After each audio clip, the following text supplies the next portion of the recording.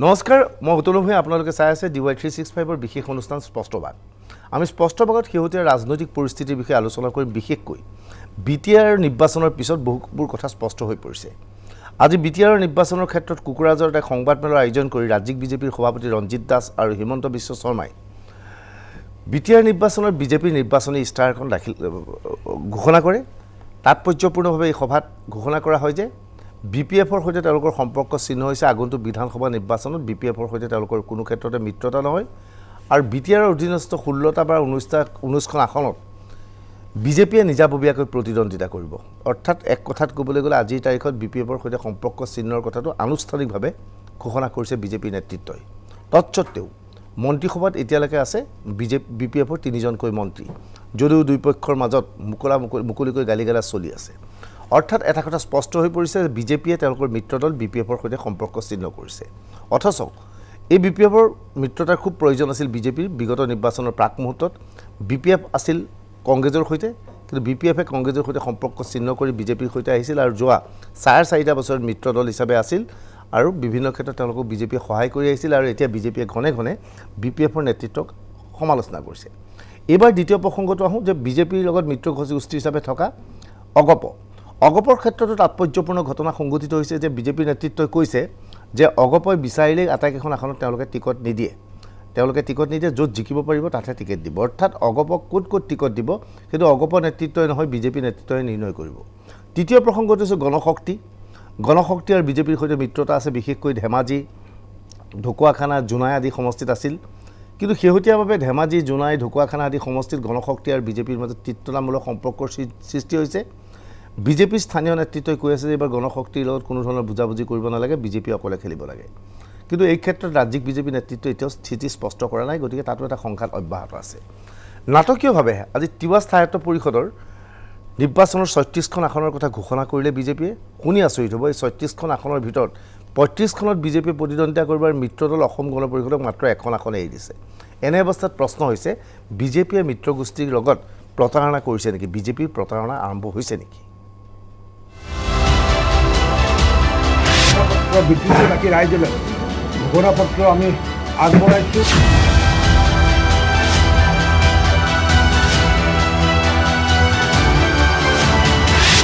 5 বছৰ এলায়েন্স আছিল 5 বছৰ এদিনলৈকে এলায়েন্স নাই আৰু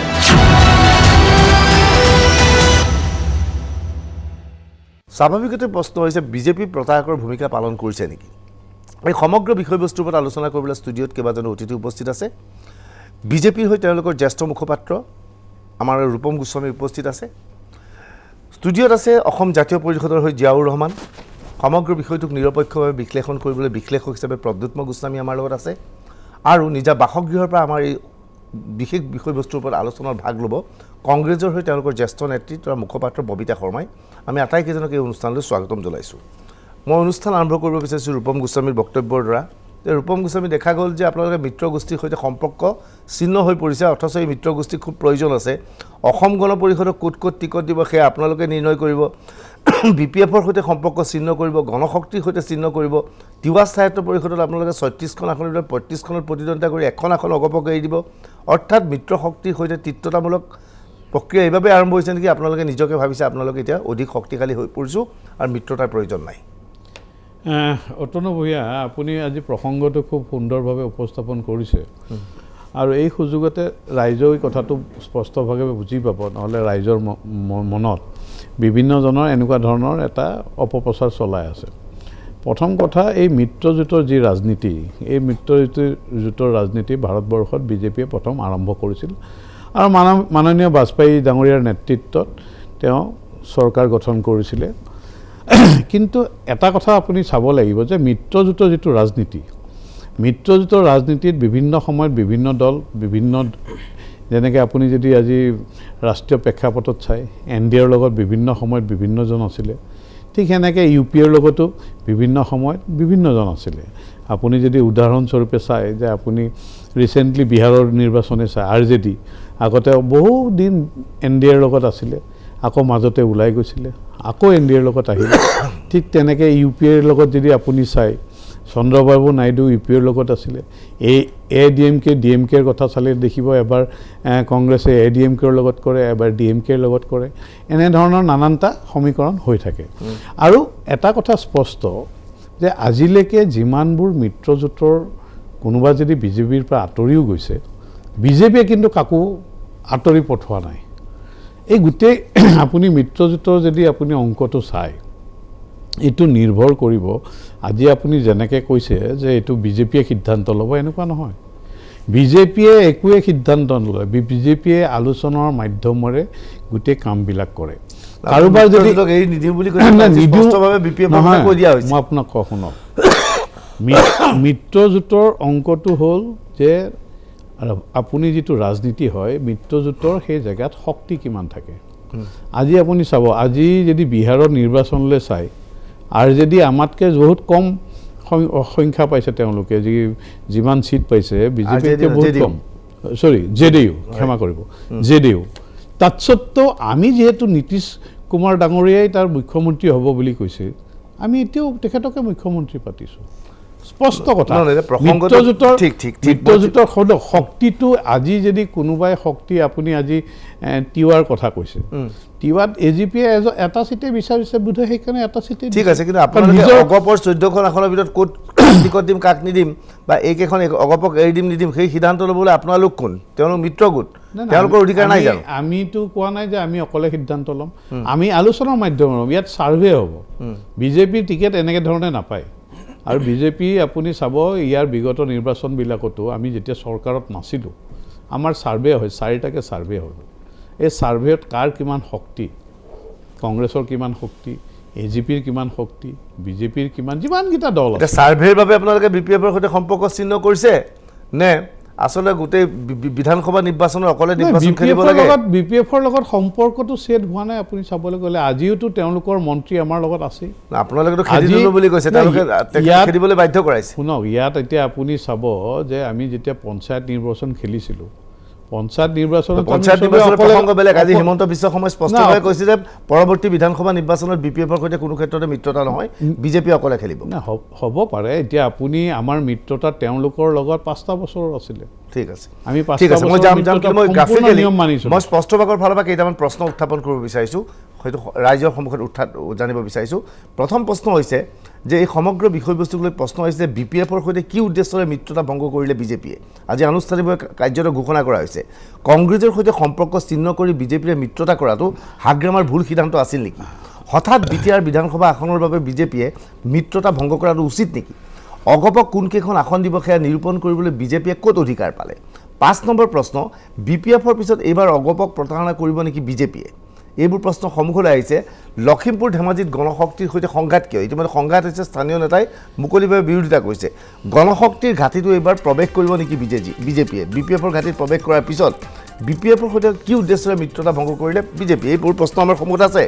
আমি কথা পাতিম ববিতা শৰ্মাৰ সৈতে ববিতা শৰ্মা দেখা গ'ল যে বিগত নিৰ্বাচনত তেওঁলোকে যাৰ সৈতে মিত্ৰতা আছিল সেই সময়ত বিজেপিৰ অসমত কোনো অস্তিত্ব নাছিল কোনো বিশেষ শক্তি নাছিল তৎসত্ত্বেও বিজেপিয়ে এইবোৰ শক্তিক একত্ৰিত কৰিছিল কিন্তু এইবোৰ এতিয়া তেওঁলোক অধিক অহংকাৰী হৈ পৰিছে নেকি যে অধিক বেপৰুৱা হৈ পৰিছে নেকি যে আমাক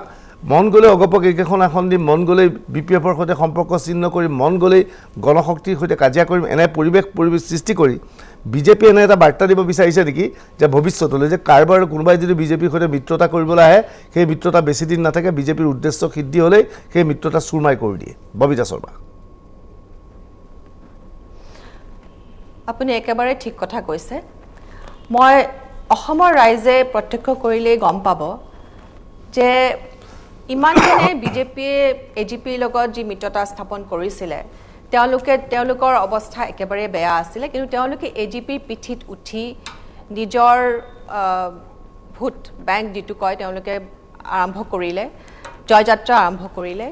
কিন্তু তেওঁলোকে সেই জয়যাত্ৰা আৰম্ভ কৰোঁতে AGP নিশ্চিন্ন হৈ গ'ল গতিকে এটাকৈ তেওঁলোকে যিমানবোৰ ৰিজনেল পাৰ্টি আছে সেই পাৰ্টি গোটেই ভাৰতবৰ্ষতে আপুনি চাব পাৰে ৰিজনেল পাৰ্টিবোৰক তেওঁলোকে লাহে লাহে নাইকিয়া কৰি অজগৰৰ দৰে তেওঁলোকে খাই পেলাব চেষ্টা কৰে তেওঁলোকৰ ষ্ট্ৰেটেজিয়ে সেইটো যে তেওঁলোকে কোনো দলকে ৰাখিব নিবিচাৰে জীয়াই থাকিব নিদিয়ে ঠিক তেনেদৰে বিপিএফকো তেওঁলোকে কৰিলে আৰু এয়া সুবিধাবাদৰ ৰাজনীতি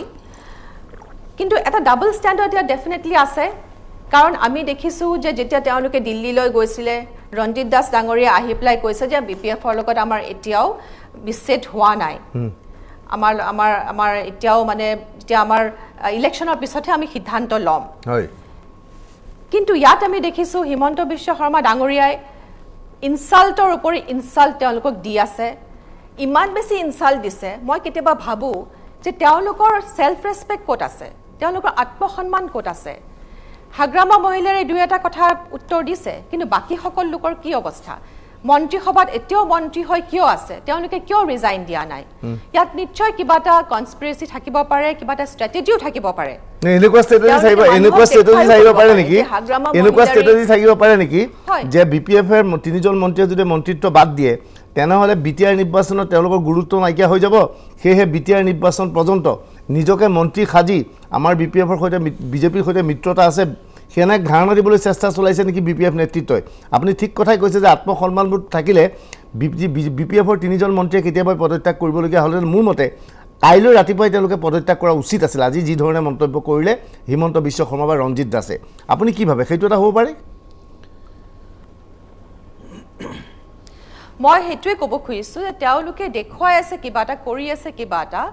আৰু এটা কথা যে হাগ্ৰামা মহিলাই ডাঙৰীয়াৰো এতিয়া বহু ঠাইত ইনফ্লুৱেঞ্চ কমি আহিছে তেওঁলোকে সেইটো ভয় খাইছে গতিকে তেওঁলোকে এনেকুৱা ধৰণকে হাগ্ৰামা মহিলাৰ বিৰুদ্ধে আৰম্ভ কৰিছে যাতে অবৰখিনিয়ে তেওঁলোকৰ কাষ চাপে গতিকে তেওঁলোকৰ ষ্ট্ৰেটেজি হেতুৱে নন বড়ো ভোটখিনি তেওঁলোকক যেনে তেনে লাগে নন বড়ো ভোট তেওঁলোকে কেতিয়াও নাপায় তেওঁলোকে জানে কাৰণ কংগ্ৰেছ আৰু AIUDF তাত আছে গতিকে তেওঁলোকে যিকোনো প্ৰকাৰে নন বড়ো ভোটখিনি তেওঁলোকৰ হাতলৈ আনিব লাগে সেইকাৰণে তেওঁলোকে এই কুচকাৱাজ কৰিছে আৰু তাতে তেওঁলোকে UPPL আৰু BPF-ৰ মাজত যুদ্ধটো লগাই দিছে যাতে তেওঁলোকৰ মাজত যিজনে শক্তিশালী হৈ ওলাই আহিব পাৰিব যিয়ে বেছি বড়ো ভোট পাব তেওঁলোকে তেওঁলোকৰ লগত কাৰ্যকাল তেওঁলোকে গভৰ্ণমেণ্ট ফৰ্ম কৰিব গতিকে তেওঁলোকৰ মাজত লগাই দিছে ডিভাইড এণ্ড ৰুল তেওঁলোকৰ পলিচি হৈছে ডিভাইড এণ্ড ৰুল তেওঁলোকে সেই পদ্ধতিৰে আজি আৰম্ভ কৰিছে তেওঁলোকৰ ষ্ট্ৰেটেজি নাই বাইদেৱে প্ৰথমতে অসমৰ জনসাধাৰণক ডাঙৰকৈ অপমান কৰিলে খুব বেয়া ধৰণে অপমান কৰিলে যে কৈ পেলাই বিজেপিৰ কান্ধত উঠি AGPৰ কান্ধত উঠি বিজেপিয়ে চৰকাৰ কৰিছে শক্তি বঢ়াইছে অসমৰ জনসাধাৰণ যথেষ্ট গুণী আৰু জ্ঞানী গতিকে তেখেতে যে এনেধৰণৰ বক্তব্য ৰাখিলে তাৰমানে তেখেতে এইটোৱে বুজালে যে অসমৰ জনসাধাৰণে একো নাজানে গতিকে সেইটো এটা আপোনালোকৰ যেতিয়া বিজেপিৰ মিত্ৰতা হৈছিল তেতিয়া আপোনালোকৰ দলৰ সভাপতি তেতিয়া ৰাজনাথ সিং আছিল ৰাজনাথ সিঙে কৈছিল এই লোকসভা নিৰ্বাচনত আমি বিগ বাৰ্ডাৰ পৰৱৰ্তী বিধানসভা নিৰ্বাচনত অসম গণ পৰিষদ বিগ বাৰ্ডাৰ হ'ব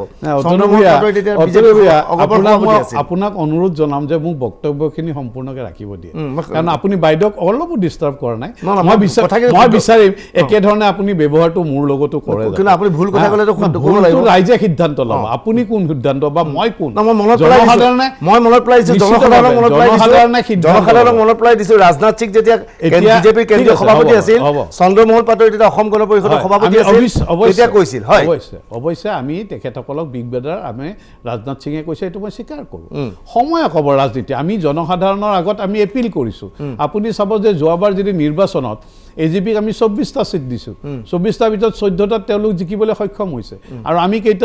কেইটাত আমি খেলিছোঁ আমি 60ত আমি জিকিবলৈ সক্ষম হৈছোঁ গতিকে আপুনি সেইটো চাব গতিকে দ্বিতীয় কথা মই আৰু সৰু প্ৰশ্ন লগতে সুধিছোঁ যে আপোনালোকে কৈছে বিগ ব্ৰাদাৰক স্বীকাৰ কৰে বিগ ব্ৰাদাৰক স্বীকাৰ কৰিলে আৰু পিছত গৈ বিগ ব্ৰাদাৰক বিগ শত্ৰু কৰি দিয়ে নেকি বিগ এনিমি কৰি দিয়ে নেকি যিটো আপোনালোকে প্ৰথম কথা চাওক আজি যাৰ সাংগঠনিক শক্তি বেছি থাকে আজি আপুনি পঞ্চায়ত নিৰ্বাচনত আমি কিয় অকলে অকলে খেলিবলৈ সিদ্ধান্ত ল'লোঁ এইকাৰণে লৈছোঁ সকলোৱে নিজৰ নিজৰ শক্তি দেখাওক আজি যদি AGPয়ে পঞ্চায়ত নিৰ্বাচনত শক্তি প্ৰদৰ্শন কৰিলে যোৱা বিধানসভা নিৰ্বাচনত অকলে খেলিলে কি অগপৰ BPF কিয় ল'লে চাওক আমি সদায় এটা ইনক্লুচিভ পলিটিক্স কৰোঁ আৰু ভাৰতবৰ্ষত এই ইনক্লুচিভ পলিটিক্স কোনে কৰিছে কোনে আৰম্ভ কৰিছে এইটো সকলোৱে জানে দ্বিতীয় আৰু এটা কথা থাকিল দ্বিতীয় কথাটো এই বাইদেউ যে বড়ো নন বড়ো কথা ক'লে এই কথাটোত মই অলপ দুখ পাইছোঁ আমি সকলোকে লৈ পেলাই পলিটিক্স কৰোঁ এটা সময়ত এনেকুৱা বিভাজনৰ ৰাজনীতি আছিলে বড়ো অবড়ো এনেকুৱা ধৰণৰ গোটেই বিভিন্ন ৰাজনীতি আছিল আৰু এই divide and rule পলিটিক্সটো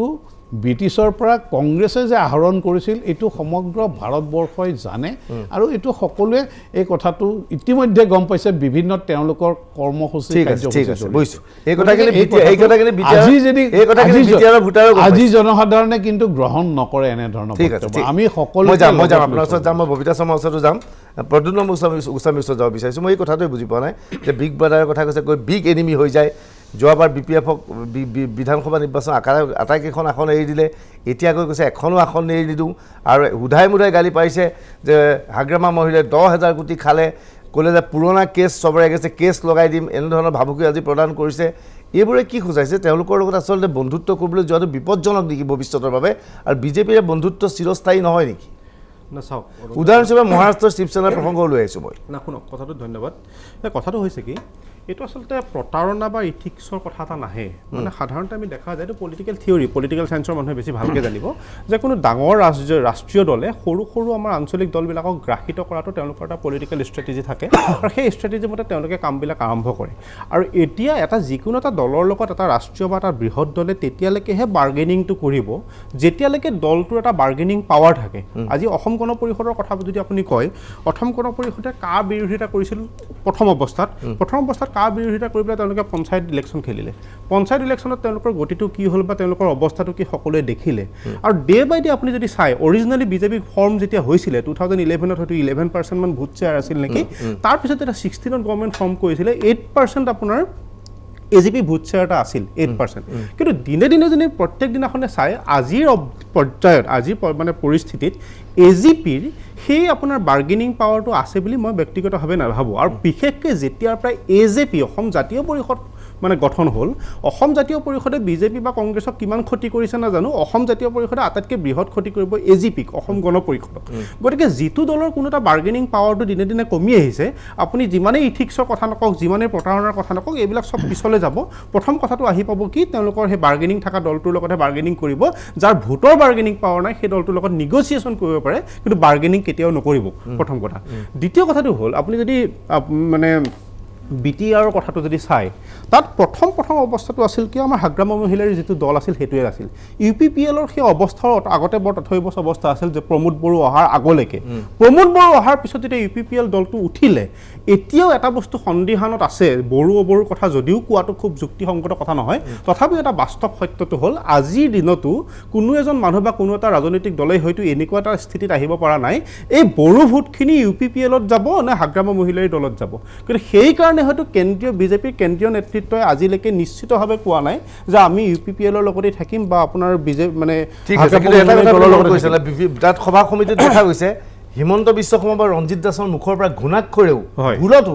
Pramod Bodo বা UPPLৰ দলৰ পৰা একো এটা আখৰ সমালোচনা কৰা নাই অকল তাৰমানে কথাটো হৈছে সেইটোৱে তাৰমানে কথাটো হৈছে কি আমাৰ প্ৰমোদ বড়োৰ যিটো ইমেজটো লাহে লাহে আহি গৈছে বা হাগ্ৰামা মহিলাৰো বিভিন্ন কথাবিলাক আহিছে আৰু এই ক্ষেত্ৰত আপুনি মোক এটা কথা সুধিছিলে যে আপোনাৰ যিটো শিৱসেনাৰ কথাটো তেনেকুৱা ধৰণৰ ৰাজনৈতিক স্থিতি যদি কোনো আঞ্চলিক দলে ৰাখিব পাৰে আমি যেতিয়া শিৱসেনাৰ ঘটনাটো উদ্ধৱ ঠাকৰেৰ আপোনাৰ ফৰ্ম যেতিয়া মিনিষ্ট্ৰী ফৰ্ম হৈছিল তেতিয়া আমি এটা কথা বিভিন্ন শ্ব'বিলাকত কৈছিলোঁ যে এইটোৰ পৰা কিন্তু আঞ্চলিক দলবিলাকে এটা শিক্ষা ল'ব লাগে আৰু প্ৰসংগত জনা মই ক'ব বিচাৰিছোঁ যে শিৱসেনাৰ লগত ইমান সম্পৰ্ক আছিল কিন্তু সেই শিৱসেনাক মুখ্যমন্ত্ৰী দিব নোৱাৰিলে আজি ৰূপম গোস্বামীয়ে কৈছে যে JDU কম ভোট পোৱাৰ পিছত নীতিশ কুমাৰক তেওঁলোকে মুখ্যমন্ত্ৰী দিলে কিন্তু বাস্তৱ সত্যটো হ'ল ইয়াৰ আগত আমাৰ মুখ্যমন্ত্ৰী আছিলে ডাঙৰীয়া আপুনি মহাৰাষ্ট্ৰত আমাৰ মুখ্যমন্ত্ৰী আছিলে আৰু আমি একেলগে যুটীয়াভাৱে নিৰ্বাচন খেলিছিলোঁ তেওঁলোকে সেই সময়ত কোৱা নাছিল যে মুখ্যমন্ত্ৰীটো তেওঁলোকৰ লগত লাগিব আৰু আপুনি যদি ইলেকশ্যন ৰিজাল্টটো চাই তেতিয়াও আমাৰ কিন্তু শিৱসেনাতকৈ ভাল ৰিজাল্ট আছিলে পাৰ্চেণ্টেজ ৱাইজ কওক চব ক্ষেত্ৰতে আছিল গতিকে অবাস্তৱ কথা এটা তেওঁলোকে যদি লাষ্ট পৰ্যন্তত তেওঁলোকে দাবী কৰে যে আপোনালোকৰ বুজাবুজি হৈছিল মুখ্যমন্ত্ৰী পদ তেওঁলোকে এৰি দিব সেইটোতো কেতিয়া সেইবিলাক এতিয়া নীতিশ কুমাৰৰ লগত আছিলে কাৰণে আমি নীতিশ কুমাৰক এৰি দিছোঁ নীতিশ কুমাৰৰ লগত আছিল বেলেগ কাৰণে নীতিশ কুমাৰ আছিল লালু প্ৰসাদৰ লগত লালু প্ৰসাদৰ দলক বিত্ৰে কৰি নীতিশ কুমাৰ এইবাৰো কি কৰিব নোৱাৰে কিন্তু মই অসমলৈ আহি যাম মই জিয়াউৰ ৰহমানৰ ওচৰত আহিছোঁ জাতীয় পৰিষদৰ ওচৰত মোৰ চিধা চিধি কথা এটা কথাই যে বিজেপিয়ে কাৰোবাৰ লগত মিত্ৰতা কৰে মিত্ৰতা কৰিবলৈ আছে ঠিক আছে আজিৰ তাৰিখত যদি BPFৰ তাত স্থিতি বেয়া আজিৰ তাৰিখত যদি অগপৰ স্থিতি বেয়া মিত্ৰদল হিচাপে তেওঁলোকে 5 বছৰ সেৱা কৰি আছিল আজিৰ তাৰিখত অগপৰ স্থিতি যদি ক'ৰবাত বেয়া বিজেপিয়ে অগপক সহায় কৰিব লাগিছিল বৰঞ্চ অগপৰ আসনখন কিয় দখল কৰিবলৈ বিচাৰিব লাগিছিল যে আমি যিহেতু এটা বিগ ব্ৰাদাৰ আছোঁ বিগ ব্ৰাদাৰ স্মল ব্ৰাদাৰৰ মাজত কাজিয়া নালাগে বিগ ব্ৰাদাৰে সহায় কৰিব লাগে এতিয়া সহায় কৰিব পৰিৱৰ্তে কৈছে আমাৰ ছাৰ্ভে ৰিপৰ্টে কৈছে আপোনাৰ পজিশ্যন বেয়া গতিকে আপোনালোকক টিকট নিদিওঁ আমি খেলিম তাতকৈ এজিপি কেণ্ডিডেটজন সলনি কৰি তেওঁলোকক সহায় কৰাটো তেওঁলোকৰ কৰ্তব্য নাছিল নেকি অতন দা আপুনিও কৈছে গোস্বামীয়েও কৈছে প্ৰদ্যুন্ম কৈছে যে এইটো হয় বিজেপিৰ এটা ৰাজনৈতিক টেকটিক্স আৰু এইটো তেওঁলোকে অকল অসমত নহয় গোটেই ভাৰতবৰ্ষত য'ত তেওঁলোকে সুবিধা পাইছে তাত তেওঁলোকে কৰিছে আৰু এটা ফালৰ পৰা মই তেওঁলোকক এইটো একদম বহুত মানে বেয়া কাম কৰিছে বহুত ভুল কাম কৰিছে বুলি মই এইকাৰণে নকওঁ যে ৰাজনৈতিক দল এটাই তেওঁলোকৰ প্ৰভাৱ প্ৰতিপদ মানে সংগঠন বিস্তাৰ কৰিবৰ কাৰণে কিবা এটা কৌশল ল'ব পাৰে লৈছে তেওঁলোকে লৈছে যদিও তেওঁলোকৰ এই কৌশল অনৈতিক যদিও এই কৌশল তেওঁলোকৰ প্ৰতাৰণামূলক যদিও তেওঁলোকৰ এই কৌশলে অন্য ৰাজনৈতিক সত্তা শক্তিবিলাকক নিঃশেষ কৰাৰ কাৰণে ব্যৱহাৰ হৈছে তথাপি মই কৈছোঁ এইটো তেখেতসকলৰ নিজস্ব চিন্তাধাৰা ষ্ট্ৰেটেজি তেখেতসকলৰ কথা এইটো কিন্তু উদ্বেগজনক যিটো কথা অতন দা সেই কথাটো হৈছে যে তেখেতসকলে যেতিয়া ক্ষমতাত নাথাকে তেতিয়া তেখেতসকলে অন্য ক্ষুদ্ৰ ৰাজনৈতিক দলৰ সৈতে আঞ্চলিক ৰাজনৈতিক দলৰ সৈতে মিত্ৰতা স্থাপন কৰে যেতিয়া ক্ষমতালৈ আহে অহাৰ পিছত তেখেতসকলে নিজৰ ক্ষমতা বৃদ্ধি কৰে আৰু ক্ষমতা বৃদ্ধি কৰিবৰ কাৰণে তেওঁলোকে কি ব্যৱহাৰ কৰে চৰকাৰক ব্যৱহাৰ কৰে মানে এষ্টাব্লিছমেণ্টক ব্যৱহাৰ কৰে সেইটো বস্তু বেয়া অকণমান ক'বলৈ সেইটো বস্তু বেয়া তাতকৈ ডাঙৰ কথা ইতিমধ্যে এই কথাটো প্ৰমাণ হৈছে যে আমাৰ এতিয়া অসমৰ নিচিনা ৰাজ্য উত্তৰ পূৰ্বাঞ্চলৰ নিচিনা ৰাজ্যবোৰ আমাৰ এই ৰাজ্যসমূহত ৰাষ্ট্ৰীয় ৰাজনৈতিক দলসমূহে আমাৰ আঞ্চলিক যিটো প্ৰত্যাশা আঞ্চলিক যিটো এছপিৰেশ্যন ক্ষুদ্ৰ জাতি জনগোষ্ঠীসমূহৰ জাতীয় সত্তাক সংৰক্ষিত আৰু সুৰক্ষিত কৰাৰ যি প্ৰশ্ন সেইটো তেওঁলোকে সমাধান কৰিব নোৱাৰে আমাৰ বৰং তেওঁলোকে কি কৰে ক্ষুদ্ৰ জাতি সত্তাসমূহক তেওঁলোকে গ্ৰাস কৰে আগ্ৰাসী ভূমিকা লৈ পেলাই সেইটো উদ্বেগজনক এতিয়া তাৎপৰ্য মই এইখিনি আৰু এটা কথা আপুনি কেৱল উত্তৰ পূৰ্বাঞ্চলৰ কথা কৈছে মই সৰ্বভাৰতীয় পৰ্যায়লৈ যাওঁ বিশেষকৈ তেলেংগানাত আমি জানো যে তেওঁলোকৰ কেচি চন্দ্ৰশেখৰ ৰাও টিআৰএছৰ সৈতে মিত্ৰতা আছে আৰু তেওঁলোকৰ বিগত নিৰ্বাচনৰ মিত্ৰতা আছে আৰু লোকসভা নিৰ্বাচনটো টিআৰএছে খুব ভাল ফলাফল দেখুৱালে কিছু সময়ৰ আগতে মই দেখিছোঁ যে খবৰ আহিছে যে হায়দৰাবাদতে জেপি নাড্ডাই ৰেলী কৰিছে ৰেলী কৰি বিশাল ৰোড শ্ব' কৰিছে ৰোড শ্ব' কৰি তাৰপিছত ইয়াত যেনেকৈ বিটিআৰ গ্ৰাস কৰিবলৈ চেষ্টা চলাইছে সেই টিআৰএছৰ সৈতে মিত্ৰতা আছিল এতিয়া তেলেংগানাখনতো বিজেপিয়ে নিজৰ আধিপত্য বিস্তাৰ কৰিব বিচাৰিছে সেইটো মুঠে বেয়া কথা বুলি কোৱা নাই সেইটো কোনো বেয়া কথা বুলি কোৱা নাই কিন্তু তেওঁলোকৰ এগ্ৰেছিভ চৰিত্ৰ মই ববিতা শৰ্মাৰ ওচৰত যাম যে ববিতা শৰ্মা আজিৰ এই তাৰিখত হাগ্ৰামা মহিলাই আপুনিও কৈছে যে হাগ্ৰামা মহিলাই 3জনকৈ মন্ত্ৰীয়ে পদত্যাগ কৰা নাই তেওঁলোকৰ যদি আত্মসন্মান আছিল পদত্যাগ কৰিব লাগিছিল আপুনি ভাবে যে আজিৰ তাৰিখত হাগ্ৰামা মহিলাই ঘোষণা কৰা উচিত যে বিজেপিৰ সৈতে যিটো সম্পৰ্ক চিহ্ন আমি কংগ্ৰেছৰ লগত আছোঁ বা আমি মহাজোঁটৰ লগত আছোঁ সেইটো কৰি এটা ভাল বাৰ্তা বিটিআৰত গ'লহেঁতেন কিবা ক'ব ডেফিনেটলি আমি ভাবোঁ তেওঁ কেলে স্থিতি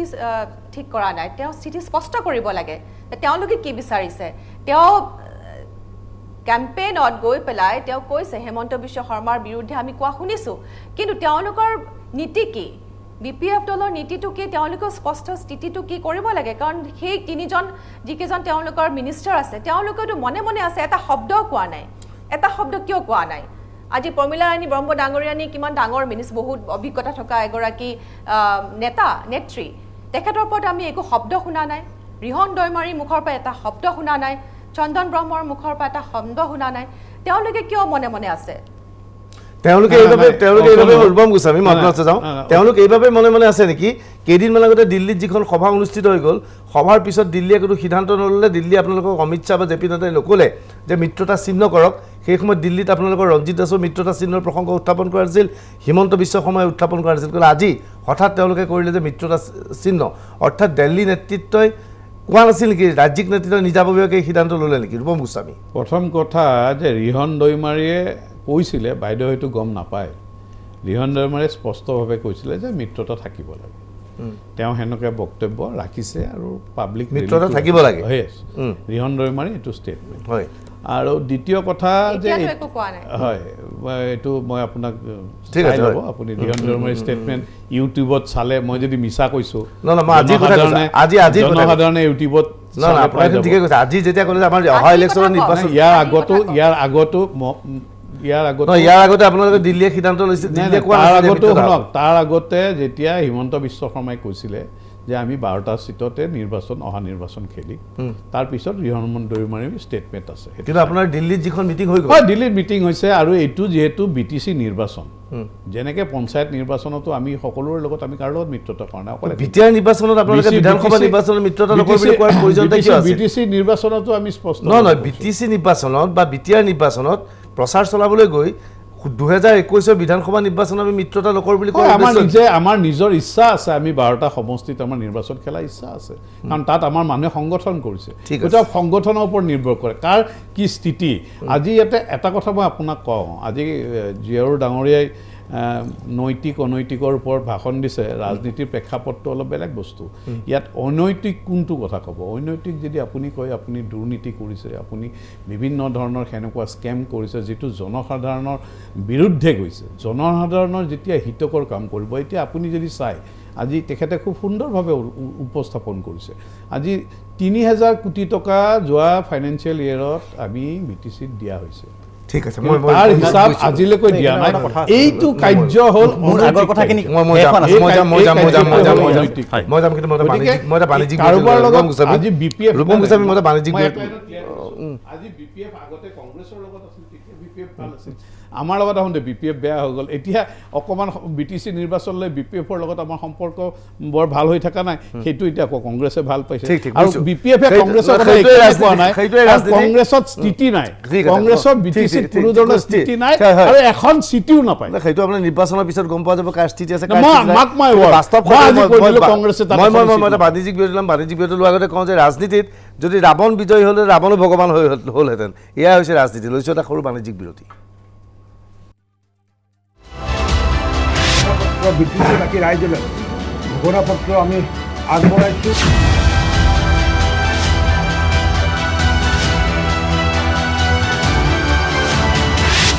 5 বছৰ এলায়েন্স আছিল, 5 বছৰ এদিনলৈকে এলায়েন্স নাই আৰু